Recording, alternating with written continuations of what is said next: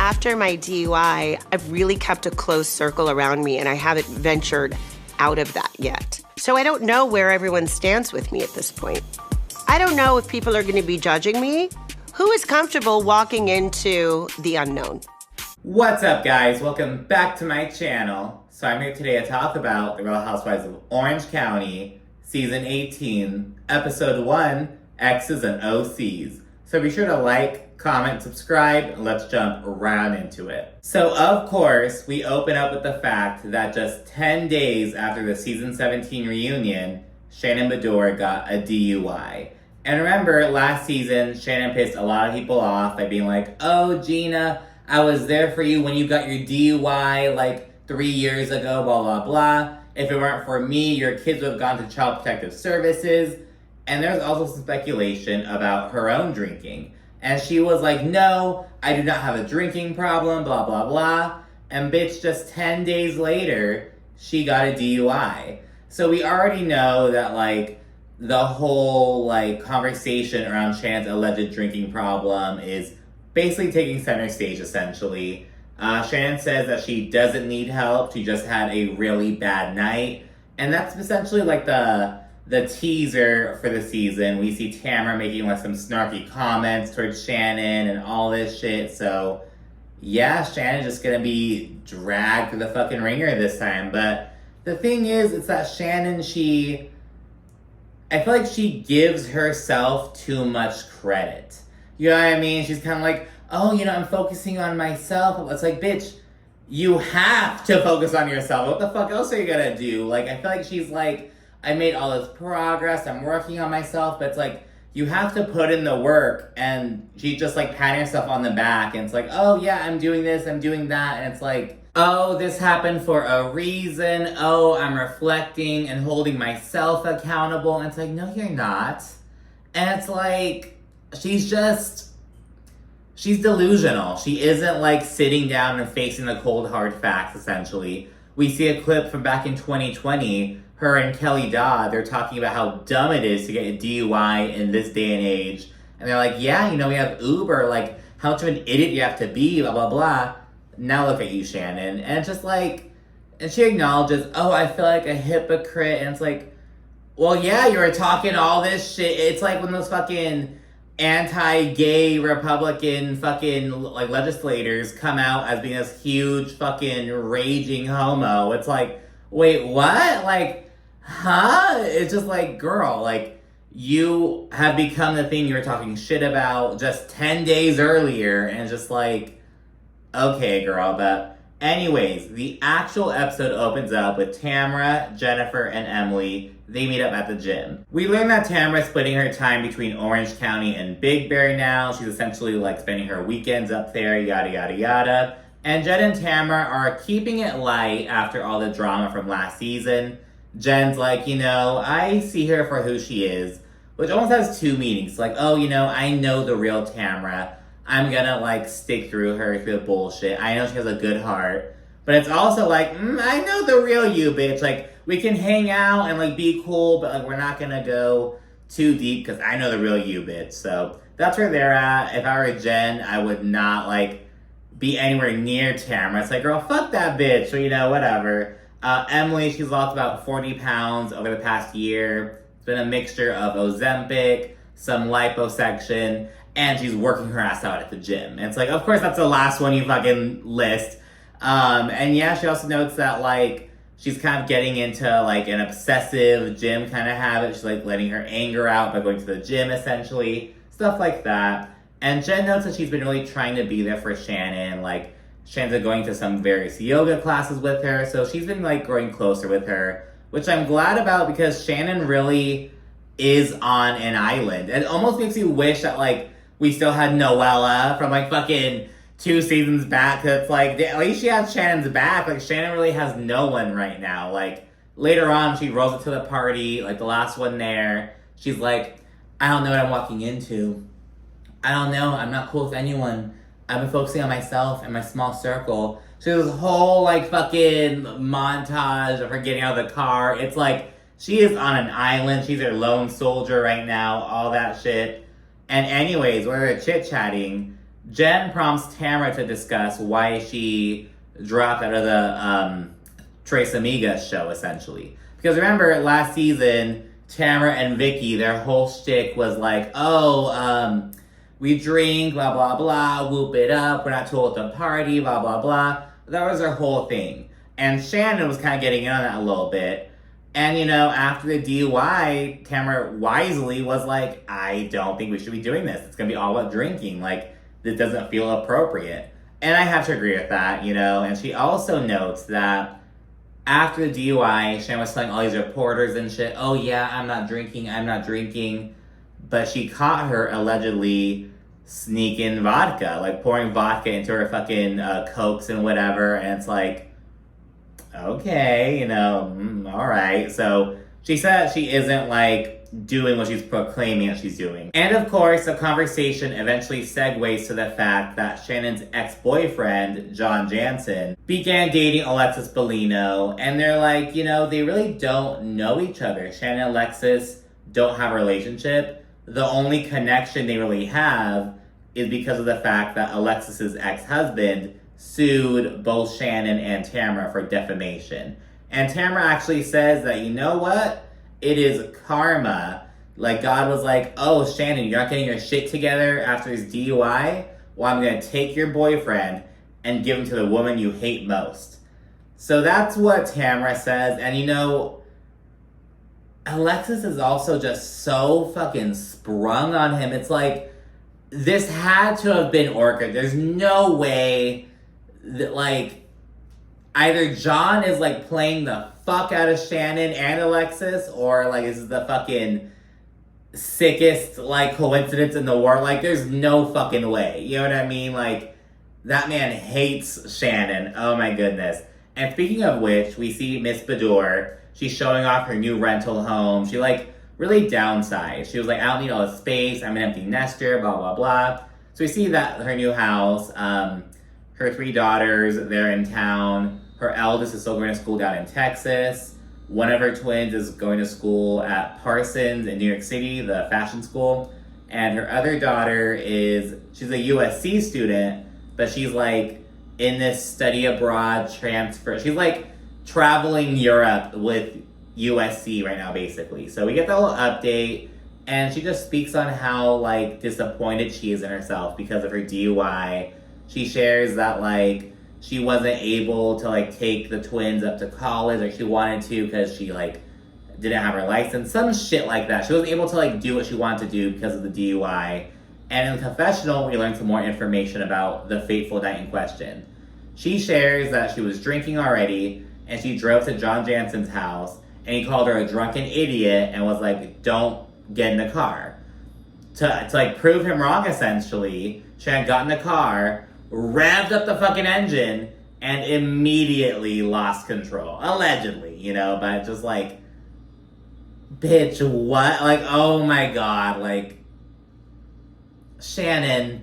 And in the clip, we see like just how bad, like she's all bloodied and shit. It was like, oh my God, this whole fucking thing. She notes like she had never been in a car accident, never broken a bone, had never gotten a DUI, never been arrested, blah, blah, blah. And it all happened in like 30 seconds. And it was like, girl. And she said that she's still learning like who her real friends are through the situation. She notes that like some people like Jen have really been there for her and others just have not.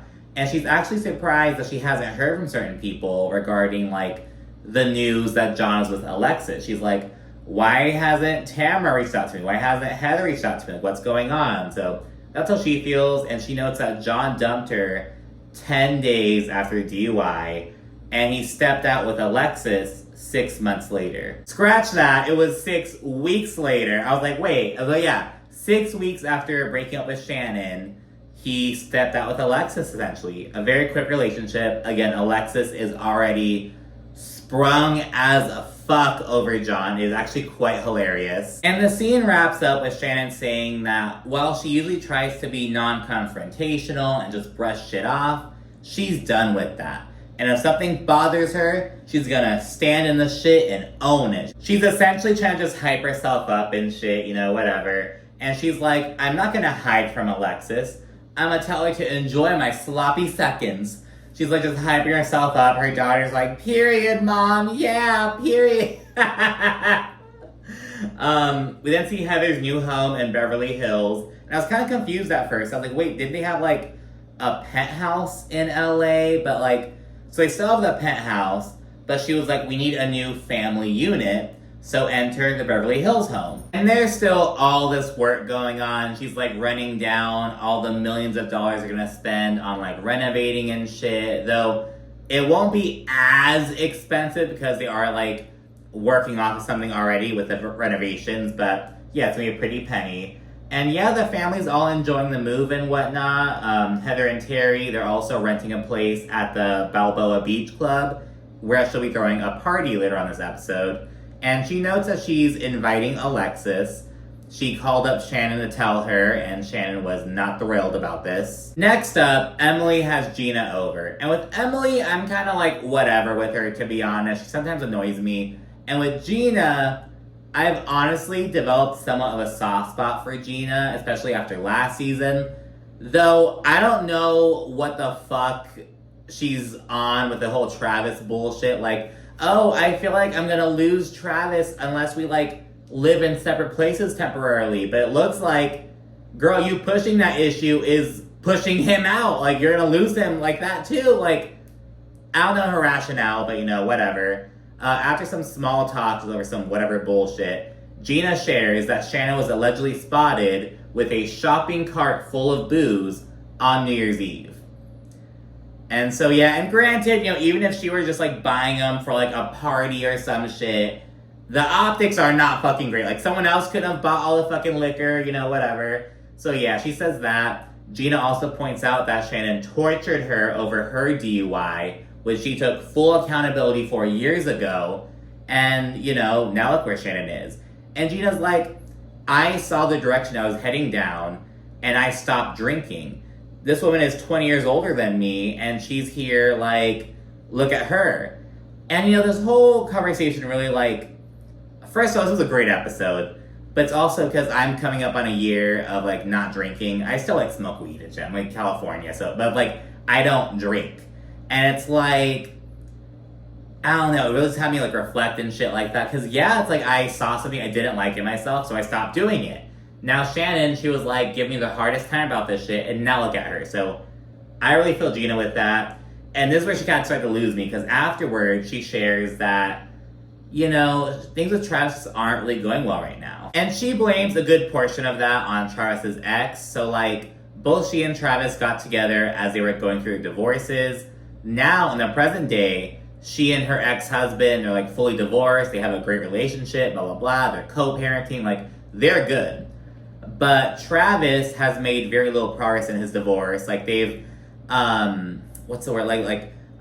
Bifurcated, like, where you fucking, like, have that legal separation, but you're still legally, like, married. Like, some shit like that. So, like, they've done that, but there's been very little progress. And she says that Travis's ex is just making his life miserable, and it's having an impact on their relationship. She notes that it's like they're just living with his baggage, basically just his ex's bullshit, essentially. But that's taking a toll on their relationship. However, there's more to the story, though, because Gina adds that, like, she and Travis, they had some young kids when they moved in together, and now their kids aren't, like, old or anything. They're, like, you know, like, 7, 9, 11, but they're getting older. They need, like, more, like, space and whatnot. Gina has 3, Travis has 3, so together they have 6, you know, but, like, and they just don't have enough space, and they can't afford to get into a house that's, like, big enough for all of them. And, you know, she notes that, like, she just really feels like she and Travis need to just live separately for a little bit, just give their kids some more space, just have this room.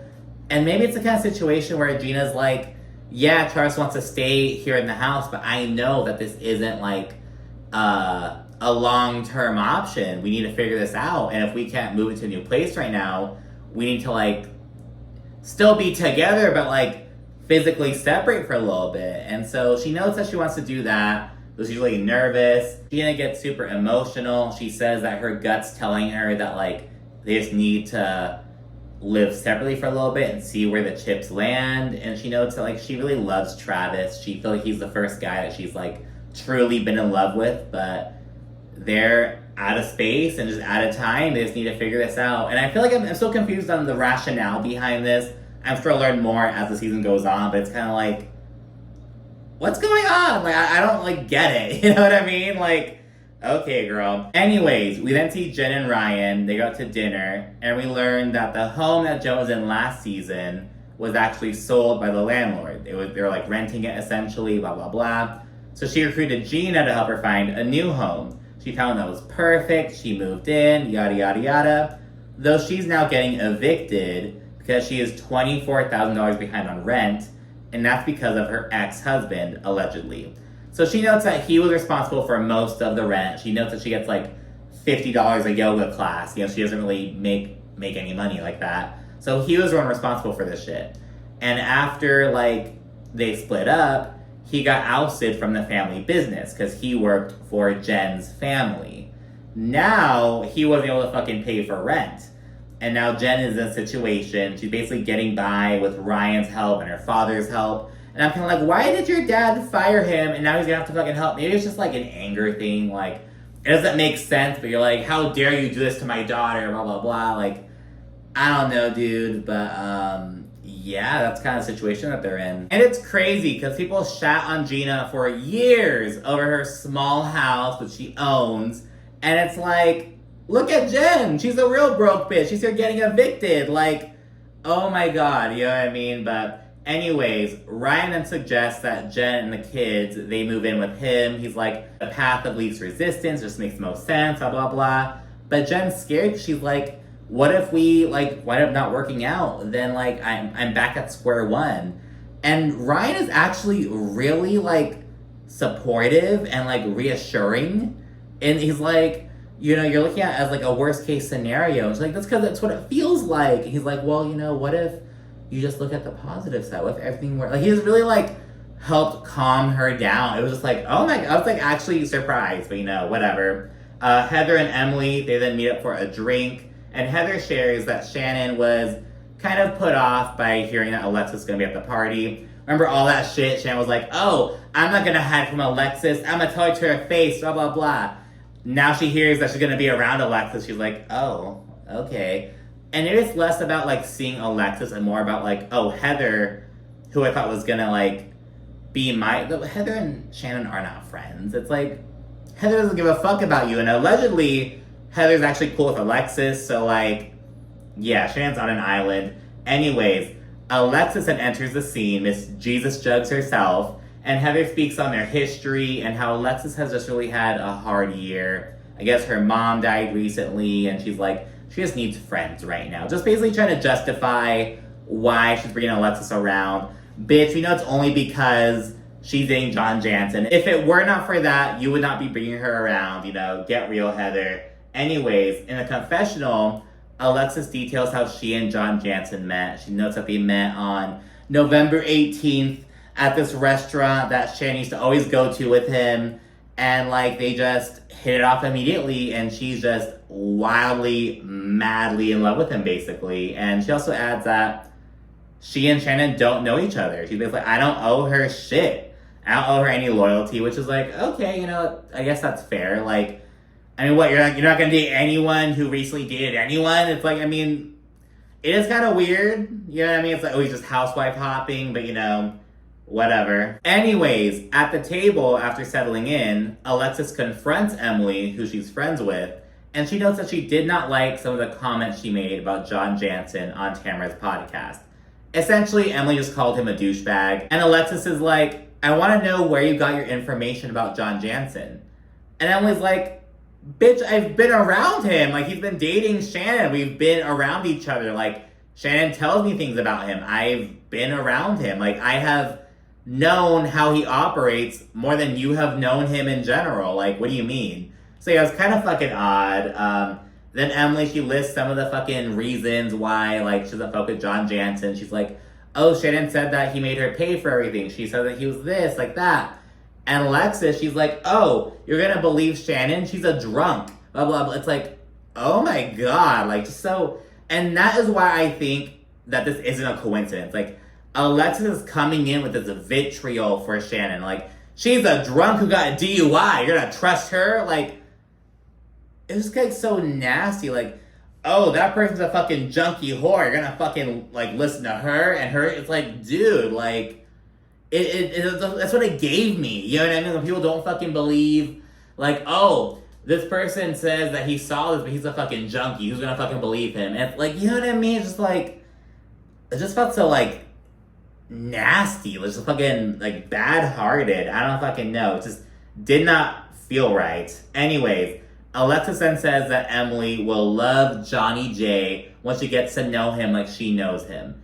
And it's like, bitch, do you hear yourself? Alexis is just a fucking ditzy bitch. I like can't deal with her. In the confessional, Emily, she like stands by calling John a douche. She's like, it is what it is. Yeah, I mean, what are you gonna do? And the scene wraps with Alexis saying that she has no ill will towards Shannon, but she just wants to address the elephant in the room and she's not gonna participate in Shannon spiraling. So that's what she says. Shannon goes see her attorney and we learn that she was sentenced to 3 years of probation. And if she completes that, she can petition the court to change her plea of no contest, which is essentially guilty without saying I'm guilty.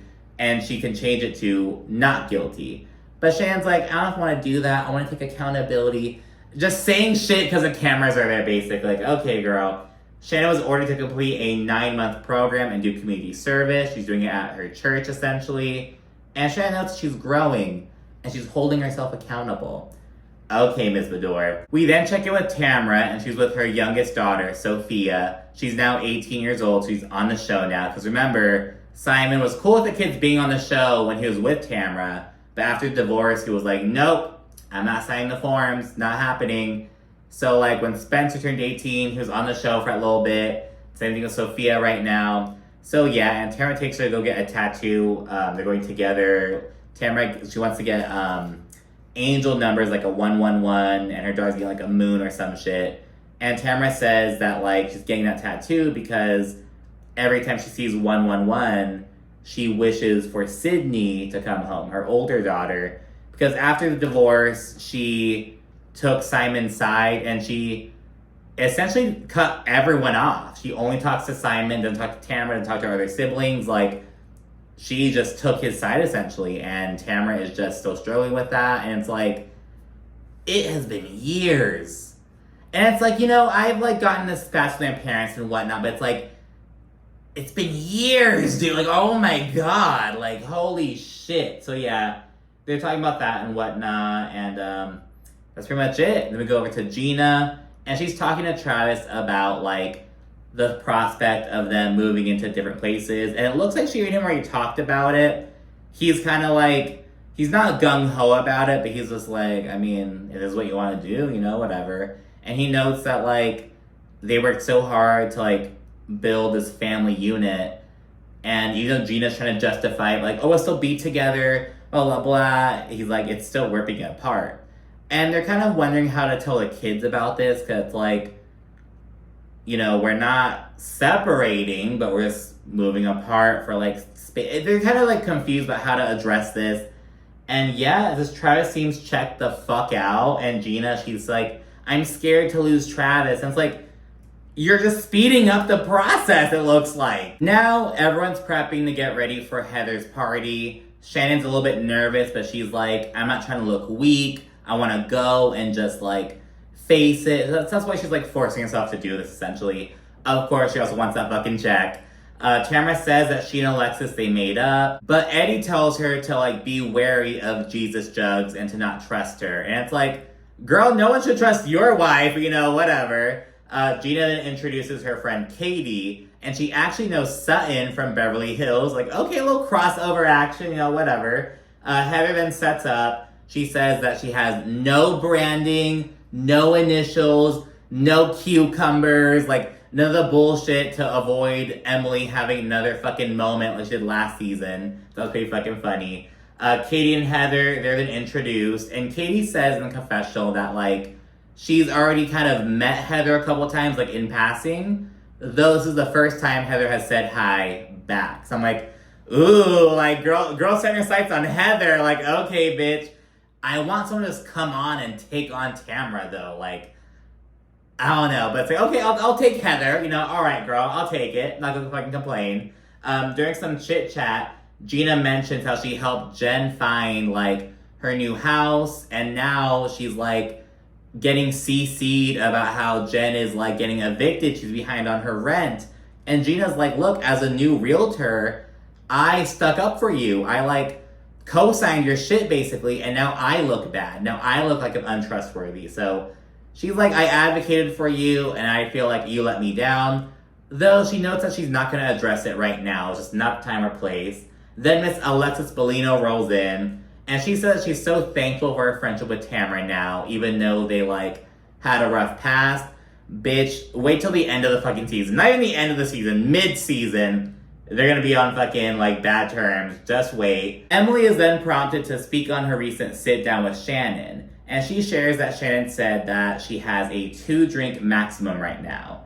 And Tamara's like, is that per hour or what? So we're starting to see the fucking like comments about Shannon's drinking and whatnot. Just then, she's the last one to pull up. She's solo dolo. It's this whole fucking like, almost like a Love and Hip Hop type scene. Like all these angles of her getting out of the car and shit, fixing her dress. It's like, girl, this is Shannon storms the door. We do not need that.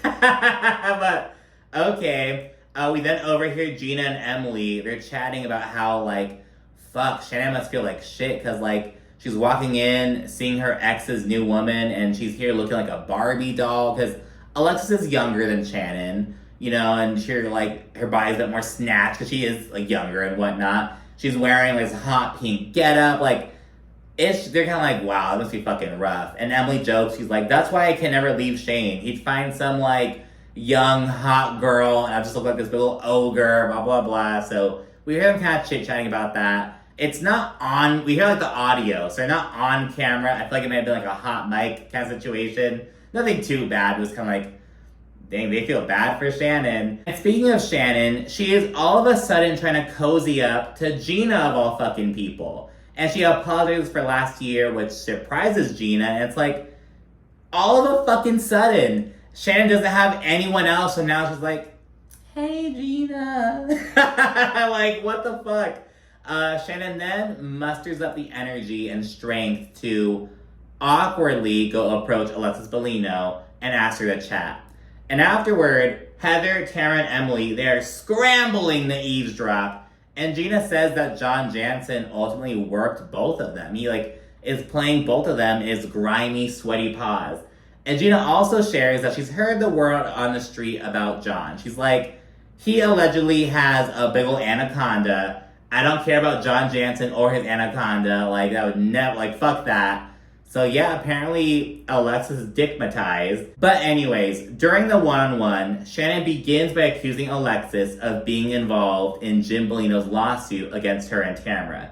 And she says that everything started when Alexis sent over a cease and desist.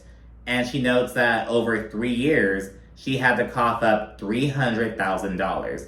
Now remember, Tamara had to cough up allegedly more. I think she said $500,000. And she notes that, like, oh, I know Alexis had nothing to do with that. She and Jim are already divorced for like 6 months, blah, blah, blah. But Shannon believes that Alexis had a role in it. She also notes that, like, hey, we can coexist, but I'm not trying to be best buddies with you. And it was so good, like, and do you think Alexis wants to be best friends with you? And that's what she said. She's like, well, I'm not trying to be best friends with you either. Like, you asked to talk, so we're talking. You know, it is what it is. So yeah, she agrees with that, and she says that, you know, it's awkward for them both because she's the new girlfriend and Shannon's the ex. So now we're getting, like, the two main issues. We have, like, the lawsuit, but Alexis is saying, no, the lawsuit isn't your issue with me. Your issue with me is I'm fucking your man, basically. Alexis, she denies having any involvement in the lawsuit, and she says that, like, again, the main issue is that Shannon's upset with her for being with John.